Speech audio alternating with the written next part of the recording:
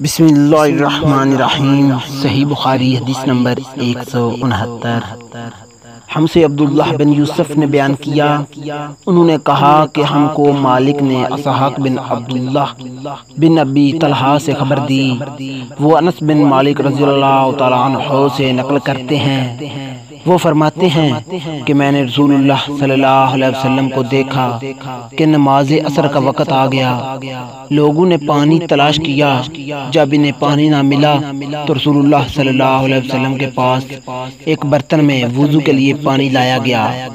رسول اللہ صلی اللہ علیہ وسلم نے اس میں اپنا ہاتھ ڈال دیا اور لوگوں کو حکم دیا کہ اس برتن سے وضو کریں۔ انس رضی اللہ تعالیٰ عنہ کہتے ہیں کہ میں نے دیکھا آپ صلی اللہ علیہ وسلم کی انگلیوں کے نیچے سے پانی چشمے کی طرح ابل رہا تھا، یہاں تک کہ قافلے کے آخری آدمی نے بھی وضو کر لیا۔ صحیح بخاری حدیث نمبر 170۔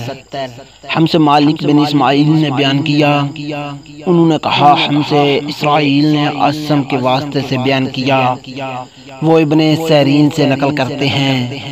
وہ کہتے ہیں کہ میں نے عبیدہ رضی اللہ تعالیٰ عنہ سے کہا کہ ہمارے پاس رسول اللہ صلی اللہ علیہ وسلم کے کچھ بال مبارک ہیں جو ہمیں انس رضی اللہ تعالیٰ عنہ سے یا انس رضی اللہ تعالیٰ عنہ کے گھر والوں کی طرف سے ملے ہیں۔ یہ سن کر عبیدہ نے کہا کہ اگر میرے پاس ان بالوں میں سے ایک بال بھی ہو تو وہ میرے لیے ساری دنیا اور اس کی ہر چیز سے زیادہ عزیز ہے۔